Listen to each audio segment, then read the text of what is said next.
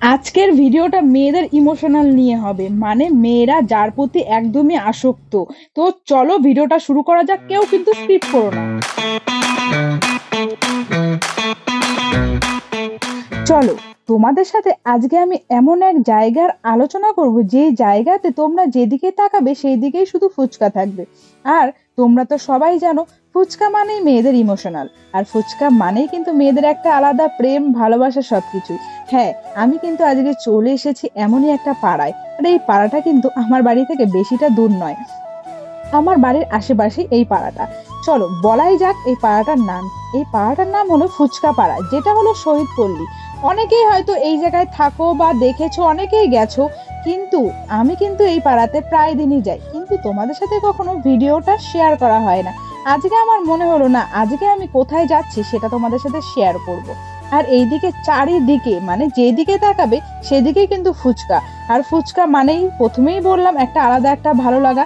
আর এখানে এত রকমের ভ্যারাইটিস ফুচকা পাওয়া যায়, যেটা কিন্তু অন্য কোথাও আশা করি পাওয়া যায় না। আর হ্যাঁ, ফুচকার গল্প করছি আর ফুচকা খাবো না, এটা তো হতেই পারে না, তাই না? তাই শুরুতেই একটা কাকিমার দোকানে চলে গেলাম, যেখানে নিয়েছিলাম আমরা চিকেন ফুচকা। সত্যি কথা বলতে আমার কাছে তো বেস্ট লাগে তো জল ফুচকা, কিন্তু খারাপও ছিল না চিকেন ফুচকাটা, মানে অসাধারণ। এখানে কি কি ফুচকা পাওয়া যায় না বলো?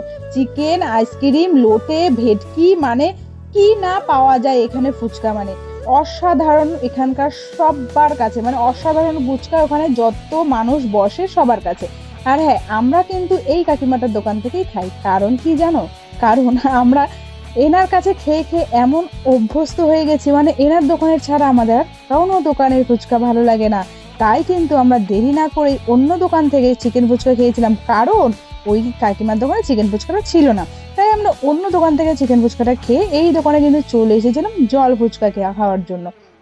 আর সত্যি কথা বলতে ফুচকার দোকানে বসে থাকতে কিন্তু অনেকক্ষণ খুব বিরক্ত লাগে, আর আমরাও গিয়ে অনেকক্ষণ বসেছিলাম, কাকিমা অন্য কাস্টমারদেরকে ছাড়ছিল। আর এখানে ফুচকা খাবো না, উফ, অসাধারণ ফুচকা খাওয়া মানে অসাধারণ। তোমরা যদিও কেউ এখানে আসো, এই কাকিমার দোকান থেকে একবার অন্তত আমার কথায় ফুচকা খেয়ে দেখবে। খুব খুব খুব সুন্দর বানায়, আর খেতেও খুব ভালো।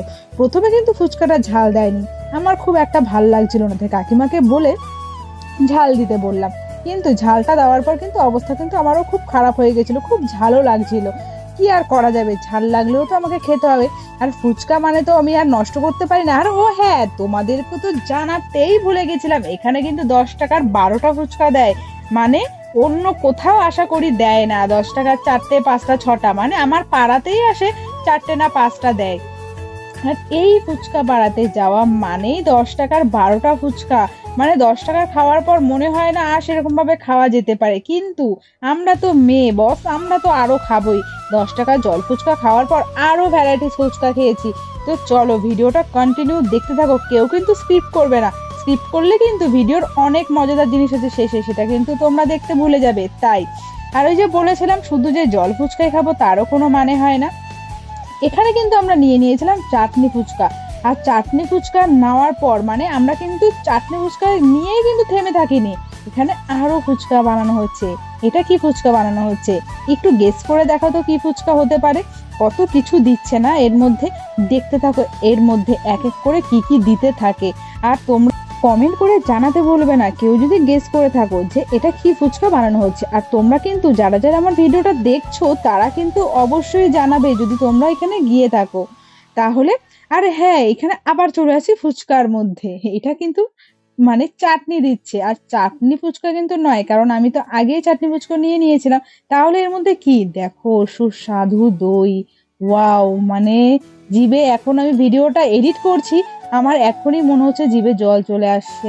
মানে আমার মনে হচ্ছে আমি আবার খাই এই ফুচকাটা, আমার এত ভালো লাগছে। মানে দেখেই বানানোটা দেখে এত ভালো লেগেছে, তাহলে ভাবো তো যখন আমরা খেয়েছি তাহলে তখন কতটা ভালো লেগেছে।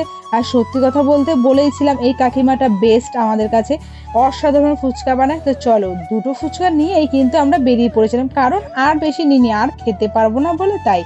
তো এখানে কিন্তু আরেকটা টুইস্ট রয়েছে, যেটা তোমাদেরকে তো আমি বলেইছিলাম, এখানে কিন্তু লাস্টে ভিডিও শেষে একটা ধামাকাদার হতে চলেছে। ধামাকাদারটা কি, এই যে এই এলাকাটা দেখতে পাচ্ছ, এটা কিন্তু রানী রাসমণি ঘাট, যেটা রানী রাসমণির বাপের বাড়ি বলা যেতে পারে, এই জায়গাটাই ছিল।